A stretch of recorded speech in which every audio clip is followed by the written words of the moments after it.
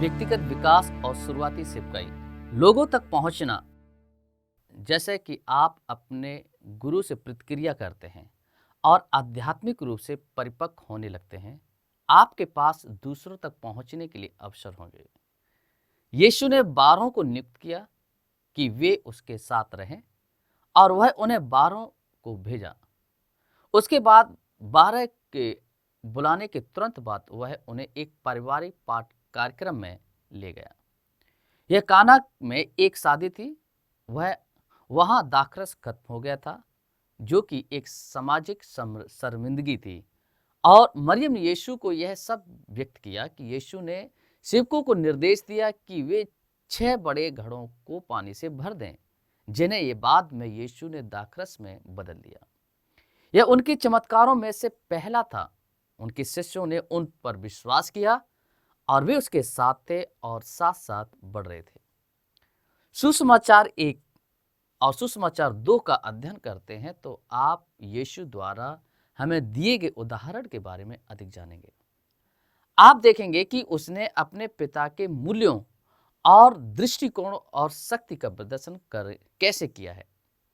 प्रेरित पौलुस की सलाह थी कि जो बातें तूने बहुत गवाहों के सामने मुझसे सुनी है, उन्हें विश्वासी मनुष्यों को सौंप दे और जो औरों को भी सिखाने के योग्य हों। कहानी में इतनी अच्छी तरह से जाने कि आप उन्हें अपने शब्दों में दूसरों को बताना शुरू कर सकें। इसलिए यीशु पहला शिक्षण एक पारिवारिक कार्यक्रम में था। सेवकाई में एक मसीह के शुरुआत के रूप में आपको अपना सारा समय आध्यात्मिक गतिविधियों पर लगाने और अपने परिवार की जरूरतों को अनदेखा करने से सावधान रहने की आवश्यकता है। बाइबल सिखाती है कि हमें अपने जीवन साथी और अपने बच्चों से प्यार करना चाहिए। सटीक रिवाज और परिवार की गतिशीलता विभिन्न संस्कृतियों में अलग अलग दिखती है, लेकिन जो लोग मसीह के अनुयायी हैं उन्हें उच्च स्तर पर बुलाया जाता है। पौलुस ने इफिसियों को लिखा, इसीलिए प्रिय बालकों की नाई परमेश्वर के सदृश बनो और प्रेम में चलो, जैसे मसीह ने भी तुमसे प्रेम किया है, हमारे लिए अपने आप को सुखदायक सुगंध के लिए परमेश्वर के आगे भेंट करके बलिदान किया करो। आपका संरक्षक आपको यह जानने की मदद करेगा कि आपकी संस्कृति में इसका क्या अर्थ है। यीशु अपने शिष्यों को अंतिम निर्देश में जाने और सभी राष्ट्रों के शिष्यों को बनाने के लिए और उन्हें पिता और पुत्र और पवित्र आत्मा के नाम पर बपतिस्मा देने के लिए कहता है। मत्ती 28:19 में आप एक व्यक्ति को मसीह में कैसे जीतते हैं और उन्हें अपना शिष्य कैसे बनाते हैं, आपको उन्हें बताने के लिए सबसे ठोस कहानी यह है कि यीशु के मिलने पर आपके साथ क्या हुआ।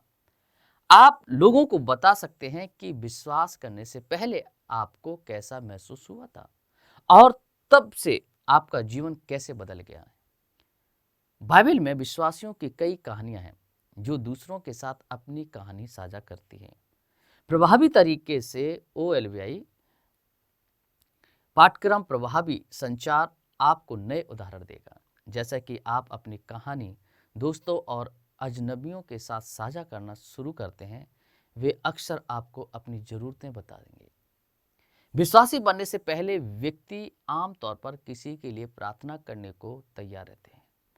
एक अच्छे सुनने वाले बने, जैसे यीशु ने कई बार लोगों को अपना दिल खोलकर बोलना पड़ता है। इससे पहले कि वो सुन सकें कि आप क्या कह रहे हैं, उनके लिए प्रार्थना करने की पेशकश करें। फिर तुरंत ऐसा करें।